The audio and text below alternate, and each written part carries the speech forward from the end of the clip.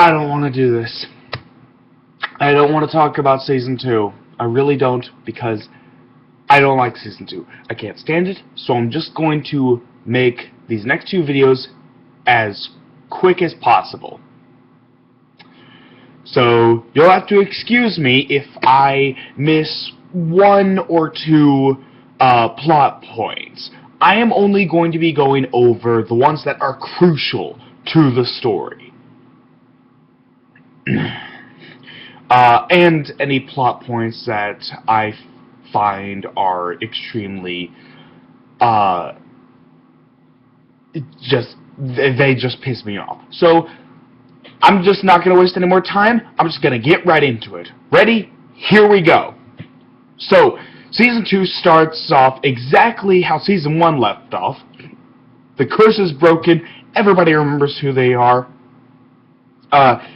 Emma finds out about how her parents really are Snow White and Prince Charming, and she doesn't really want to talk to them. She wants to figure out exactly what that puff of smoke was, and it turns out it was Rumpelstiltskin bringing magic back to Storybrooke. Regina is terrified because she now has the entire town coming after her. The entire town wants her dead. And, but seeing as how magic has been brought back, Snow, Charming, Emma, they work together in order to protect the town from Regina and protect Regina from the they protect Regina from the town and protect the town from Regina. But the rest of the town, they don't have to worry about the rest of the town. No, they have to worry about Rumpelstiltskin, because Rumpelstiltskin decides to summon a creature from another world to kill Regina for revenge. He's getting revenge on Regina for imprisoning Belle for so many years. And what creature does he summon? A Dementor from Harry Potter. Yes, I'm dead serious. A Dementor from Harry Potter. And so the Dementor marks Regina, and when someone is marked by a Dementor, they are pretty much fucked. And so they come up and they find out that the only way to allow Regina to escape her fate is to send the Dementor to another world, where it can no longer hurt Regina. So they use the Mad Hatter's hat in order to send it to another world. Emma sadly gets pulled into the portal as well, and Snow jumps in after her daughter, not willing to lose her daughter a second time. Bing bang boom, they're in the enchanted forest, and Henry tells Regina that he believes that she can change and that he wants her to try to change. And so throughout the whole rest of the season, she's just trying to change. She's trying to not go back to the darkness. She's trying to resist the temptation of the darkness. And this goes on throughout the entire season. And so Emma and Snow are in the enchanted forest, and they come across Mulan and Aurora, who had recently lost Prince Philip, because the wraith that had come there had marked Prince Philip and taken his soul. Much to the dismay of both the women. Yes, Mulan was with Prince Philip. We just go along with it. We don't really get an explanation as to what happened to Shang or the other guys, or Mushu, or anything. You're just supposed to accept it, go along with it, whatever. And so they get captured by Mulan and Aurora and get taken to this refugee camp. They quickly find Emma, and Snow White quickly find out. They quickly find out that that the Enchanted Forest was frozen in time for 28 years until time started moving again. And it was the night that Emma came to Storybrooke that time started moving again for the Enchanted Forest. And so they get thrown in jail and then released by the historical figure who actually existed, Sir Lancelot of the Knights of the Round Table. Okay, yeah, let's just go with it. Oh, and he's black, by the way. Yeah, forget about being historically accurate about how black guys couldn't get any respect back then, let alone become knights. No, who cares about being historically accurate? No. Okay, so anyway, Sir Lancelot, the real Sir Lancelot, because we all know he was never real, he lets them go because apparently him and Snow White are best friends. Okay. And so Snow White and Emma and Mulan and Aurora, the four of them head off to Snow White's old castle. Emma sees what her baby room was going to be, and by the time they get back, the whole town is destroyed.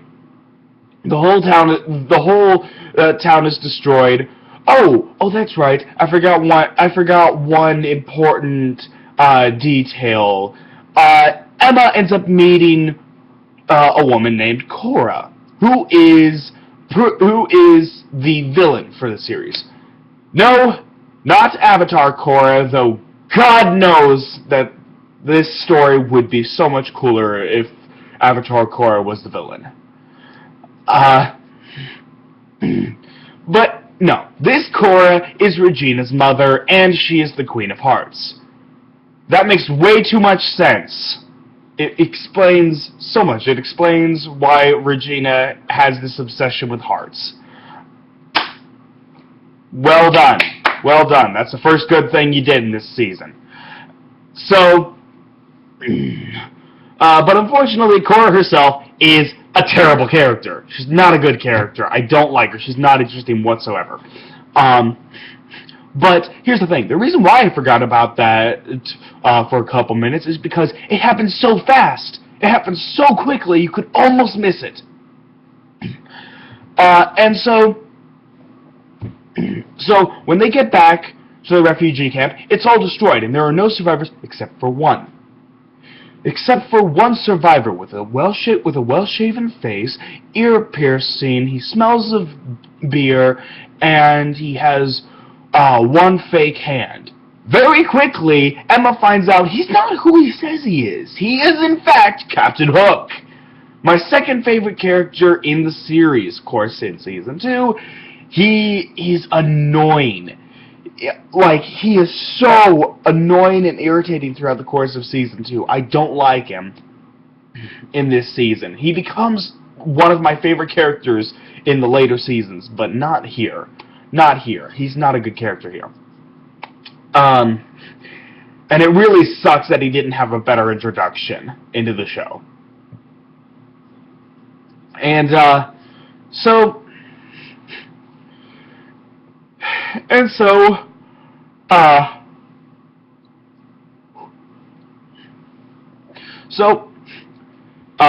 they go get magic beans. They go get magic beans from the giant, and hello, kitty. They go get magic beans from the giant. Enter Lost cameo here. And after that, they open up a portal to get back to their own world. Then Cora shows up, tries to steal Snow White's heart. Emma jumps in at the last second. Her magic activates, Emma has finally awakened her magic, her savior magic, because she is the savior, of course. And and hello, Kitty. That's my newest cat, Sissy. She's always curious about everything. But anyway, so yeah, so they get back. Cora and Hook follow them, start causing trouble throughout all of Storybrooke, and it gets to the point where Snow White ends up, where Rumpelstiltskin ends up convincing Snow White to use a magical item to enchant Cora's heart, which is in Regina's vault, because Cora got rid of her heart so that she could not feel anything. And yet she's the Queen of Hearts. That, again, that makes way too much sense. That makes way too much sense. Why is it that the only good things have to do with people not having hearts? The only good things in the season have to do with people not having hearts. God, at this point, I wish I didn't have a heart. That way I wouldn't have to feel so much rage toward this season. I wouldn't feel anything toward it. Anyway, so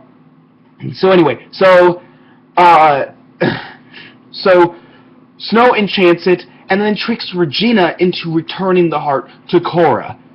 And when Regina does, it kills Cora. It kills Cora. And Snow White feels absolutely horrible about all this. She feels horrible about all this, to the point where she goes to Regina and begs her. She begs her to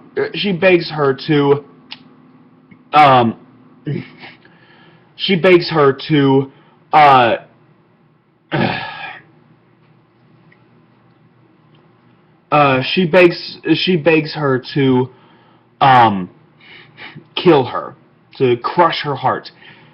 Regina takes out Snow White's heart, looks at it, and sees there's a glimmer of darkness in Snow White's heart. Snow White is no longer pure of heart. And she tells Snow, you will live with that darkness for the rest of your life. And that's pretty much it. Oh, and there's a little pointless romance between Dr. Wales from the hospital and Snow White, thrown in there for no reason. And who is Dr. Wales? Some of you might be wondering. Why, he's none other than Victor von Frankenstein. I wish I could make that up. I wish I could make that up, but I can't. It's too stupid for anyone to come up with. And yet somehow these writers thought that putting a character from one of the most famous horror books in existence into a freaking fairy tale story. So, I'm just... You don't question it. Not going to question it anymore. Just... And apparently Frankenstein's monster, I bet you thought that it was created by a bunch of different parts from a bunch of different people, sewn all together, and given life. No. It was his brother. It was his brother. His brother died, and he was trying to bring his brother back to life. And the stitches? I have no idea what the point is with the stitches, because it's his brother's body, so... Dr. Frankenstein's a fucking sadist, because he sewed a dead body that didn't even have any scratches on it. But whatever. So yeah, that's the Queen of Hearts arc, and I hate it. I can't stand it. Thanks for watching. I've been talking about this for 15 minutes. I don't want to talk about it anymore. So, thank you guys for watching. Like, comment, subscribe. See you guys in the next video. Goodbye.